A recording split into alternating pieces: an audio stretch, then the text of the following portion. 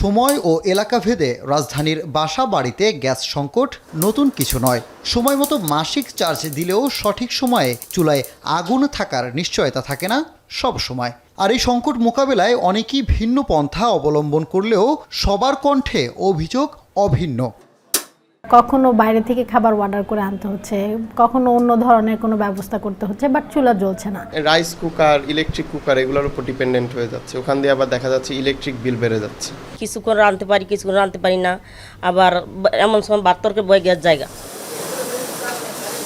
আবাসিক এলাকার বাসা বাড়ির মতো দীর্ঘদিন ধরেই গ্যাস সংকটে ভুগছে দেশের শিল্প খাত। এমনকি এই সংকট চরমে পৌঁছে এরই মধ্যে একাধিক প্রতিষ্ঠান বন্ধ হয়েছে।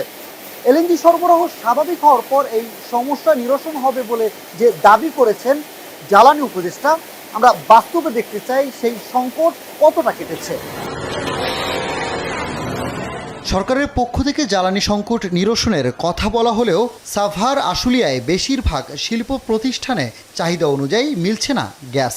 এমনকি নারায়ণগঞ্জে একাধিক শিল্প কলকারখানাতেও শতভাগ গ্যাস সরবরাহের ঘাটতির অভিযোগ রয়েছে। তারা বলছেন গড়ে চাহিদার থেকে কম সরবরাহ হচ্ছে। খুব যে বেশি উন্নতির লক্ষ্য আমরা দেখছি এমনটা নয়, কম আর বেশি আগের মতোই আছে। এটাকে দীর্ঘমেয়াদী পরিকল্পনার আওতায় নিয়ে এসে এটাকে সমাধানের উদ্যোগ নিতে হবে। আমার যেমন যদি আপনার ফুল পাওয়ার গ্যাস লাগে তাহলে 75 থেকে 90 হলে আমার ফুল পাওয়ার চলে এবং সবকটা ফ্লোর চলে।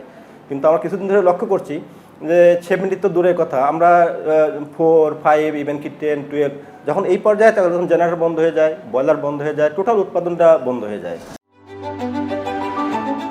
Hire Google TV, endless color, smart living.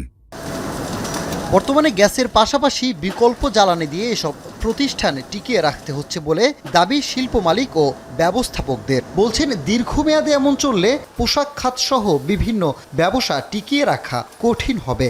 যখন আমার গ্যাস থাকবে না, আমার অটোমেটিক্যালি আমাকে অন্য সোর্স করতে হবে, এলপিজি বা আদার্স। তখন কিন্তু আমার কস্টিংটা হিউজ বেড়ে যায়। তখন কিন্তু আমার টার্গেটের, আমি যে কাস্টমারের কাছ থেকে যেটা অর্ডার নিছি ওটা কিন্তু আমি প্রফিট করতে পারতেছি না। অলরেডি আমি ব্যাকওয়ার্ড লিঙ্কেজে। যে মালটা গরম করতে যে পরিমাণে গ্যাসের প্রয়োজন হয়, যদি গ্যাসের প্রেশার কম থাকে তখন গ্যাসের কনজামশনটা বেশি লাগে, তো তখন কিন্তু আমাদের কস্টিংটাও বেড়ে গিয়েছে। এইরকম পরিস্থিতি আমরা অনেকবারই ফেস করেছি এবং ক্ষতির সম্মুখীন হয়েছি।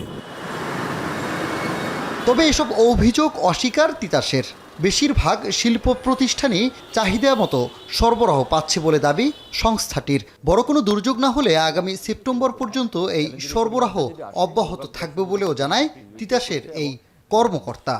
জুনের পর থেকে কিন্তু আমাদের ইন্ডাস্ট্রিতে আর কোনো কমপ্লেইন নাই। ঈদের পরেও কিন্তু পরিস্থিতি খুবই ভালো ছিল। আমরা যেটা মনিটর করছি যে কোনো ইন্ডাস্ট্রি থেকে আমাদের কোনো কমপ্লেইন আসেনি। কিছু তো আপনার থাকবে যেখানে যারা রিমোট তারা পাবে না, কারণ আপ স্ট্রিমে তারা একটু ভালো গ্যাস পাবে, ডাউন স্ট্রিমের দিকে প্রেশার একটু কমতে থাকবে। তারপরেও কিন্তু যেই সিচুয়েশনটা মেয়ের আগে ছিল তার চেয়ে অনেক অনেক বেশি ডেভেলপ করেছে। অব্যাহতভাবে কমছে দেশে গ্যাসের উৎপাদন, বাড়ছে এলএনজি চাহিদা। জ্বালানি বিশেষজ্ঞরা বলছেন গ্যাস সংকট নিরসনে সরকারের সদিচ্ছার অভাব রয়েছে। পাশাপাশি আমদানি নির্ভরতা কমিয়ে গ্যাস উৎপাদনে জোর দেওয়ার তাগিদ তাদের।